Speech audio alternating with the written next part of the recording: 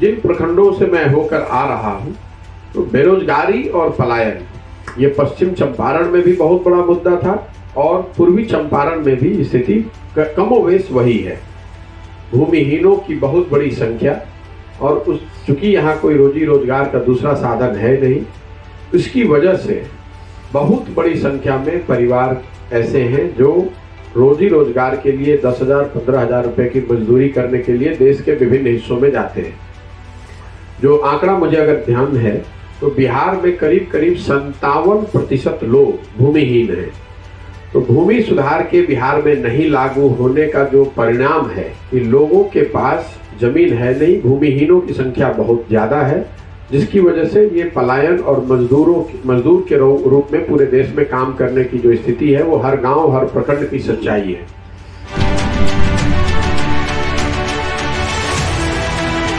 जिन गांवों में मैं गया उनमें तो करीब करीब 60 से 70% कई गांवों में जो नवयुवक हैं वो गांव में है ही नहीं। गांव अगर आप जाते हैं तो आपको वहाँ वृद्ध मिलते हैं, बुजुर्ग महिलाएं मिलती हैं, छोटे बच्चे मिलते हैं। पूछने पर पता चलता है कि ज्यादातर लोग पलायन नौकरी करने के लिए बाहर चले गए हैं। लेकिन छठ के बाद भी जिन गांव में मैं जा रहा हूँ वहां पर भी लोग ऐसे ही बताते हैं। किसी गांव में आप जाकर पूछिए कि भाई लोग यहाँ रोजगार के लिए क्या करते हैं, जीविका के लिए क्या करते हैं, तो लोग बताते हैं खेती किसानी, मजदूरी, और मजदूरी में भी एक बड़ा वर्ग जो बाहर जाकर मजदूरी करता है, क्योंकि यहाँ पर कोई मजदूरी की भी संभावना इतनी है नहीं।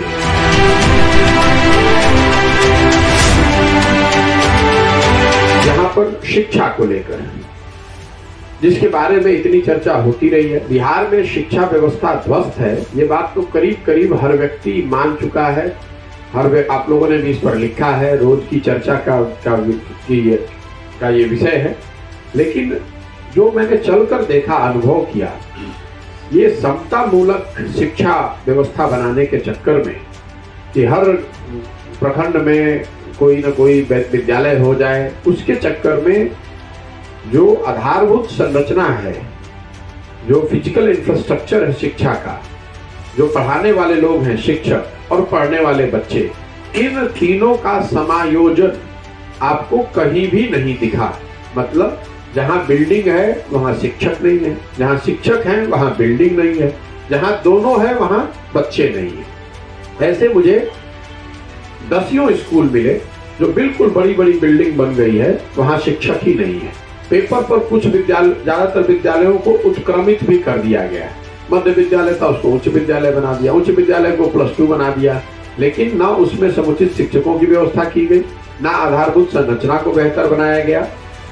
इसी के साथ जैसे जो कॉलेज है, सिर्फ हम लोग प्राथमिक स्कूलों की तो बात कर रहे हैं, कॉलेजेस में जो हालत है, ज्यादातर बच्चे यही बताते हैं कि हम कॉलेज में 2 या 3 बार ही जीवन में जाते हैं। एक बार नामांकन करा दें, दूसरी बार एडमिट कार्ड लेने, और तीसरी बार वहां परीक्षा लिखकर डिग्री लेने।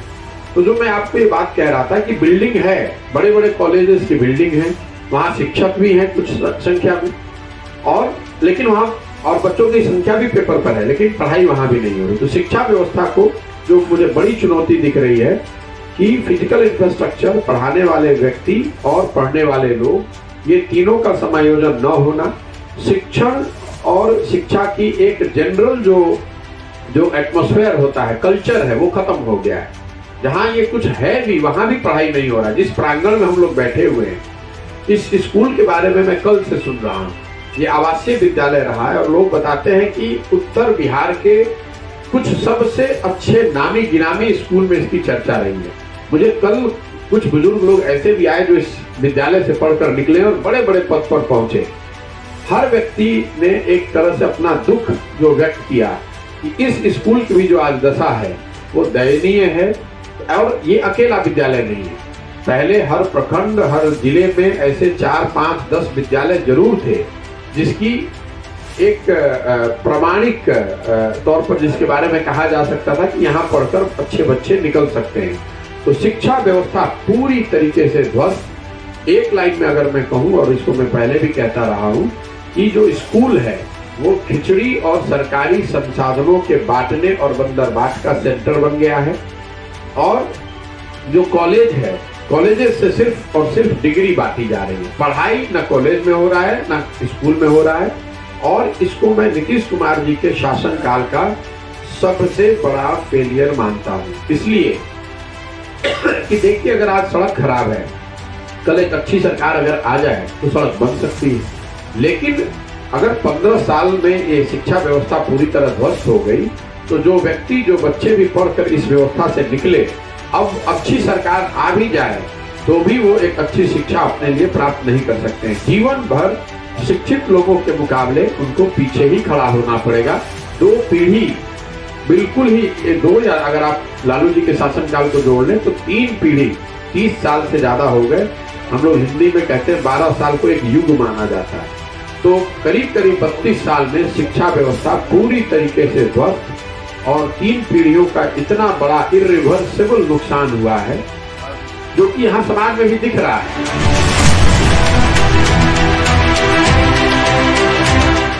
मैं हमेशा कहता हूँ कि गरीबी से के कुचक्र से निकलने के 3 ही रास्ते हैं। या तो आप शिक्षित हो जाएं, तो आप पढ़ाई लिखाई करके नौकरी पाकर बाहर गरीबी से अपने परिवार को, अपने आप को निकाल सकते हैं। दूसरा उपाय है कि आपके पास जमीन हो तो आप कृषि के माध्यम से अपने आर्थिक स्थिति को सुधार कर सकते हैं, बेहतर बना सकते हैं। और तीसरा उपाय है आपके पास पूंजी है। इन तीनों मापदंडों पर सरकार पिछले 30-35 साल से ना इनका कोई विजन है, ना इन्होंने कोई काम किया है।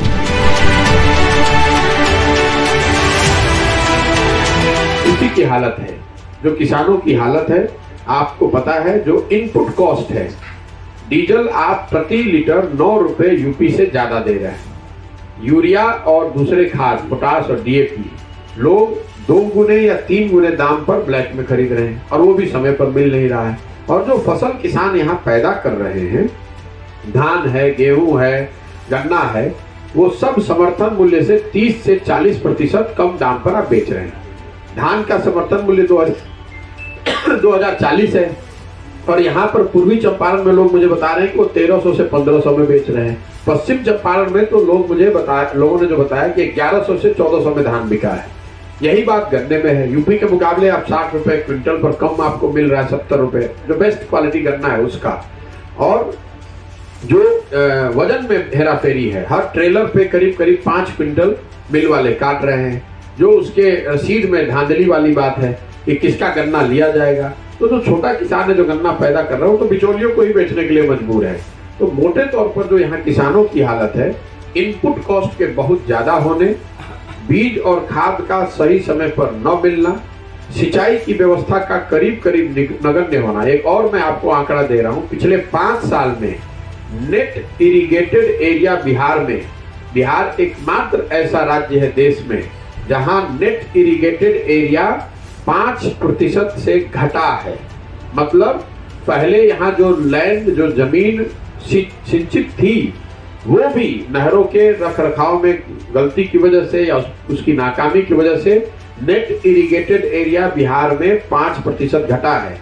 और ये मैंने आंकड़ा अभी 2-4-5 दिनों से निकलवाना शुरू किया है, इसलिए कि जब मैं पैदल चल रहा हूँ चंपारण में, तो बहुत बड़ी संख्या में ऐसे गांवों में, ऐसे पंचायतों में मैं गया जहां लोग दिखा रहे हैं कि यहाँ कैनाल है, 20 वर्ष पहले पानी आता था, लेकिन अब वहां पानी नहीं आ रहा है।